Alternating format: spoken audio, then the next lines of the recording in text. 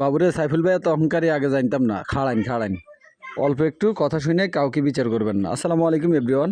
আজকে আমি চলে আসছি চাঁদপুর জেলার কচুয়া উপজেলার রহিমানগরের জনপ্রিয় কন্টেন্ট ক্রিয়েটর আমাদের সবার প্রিয় সাইফুল ভাইয়ের কাছে। যাই হোক, আমরা শাহরাস্তি থেকে দেখা করতে গেছি। ভাই আমাদের সাথে খুব সুন্দরভাবে সৌজন্য সাক্ষাৎ করেছেন, আর মানুষ হিসেবে খুবই ভালো, আন্তরিক। ওনার বাড়িতে আমাদেরকে নিয়ে গেছে, ওনার বাড়ির পাশে গিয়ে আমরা অনেকগুলো ভিডিও করেছি।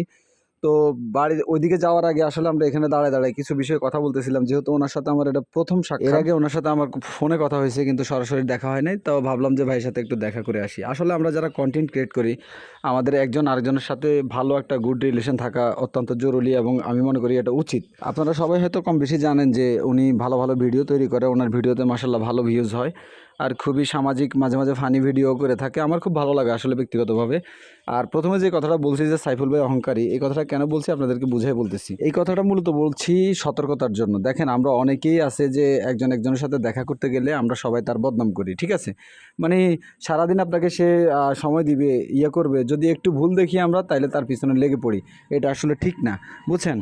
এই কারণে আমি এই কথাটা বুঝাইলাম আপনাদেরকে যে সামান্য কিছু কথা দেখে বা মানুষের কথা শুনে কাউকে কখনো খারাপ ভাববেন না।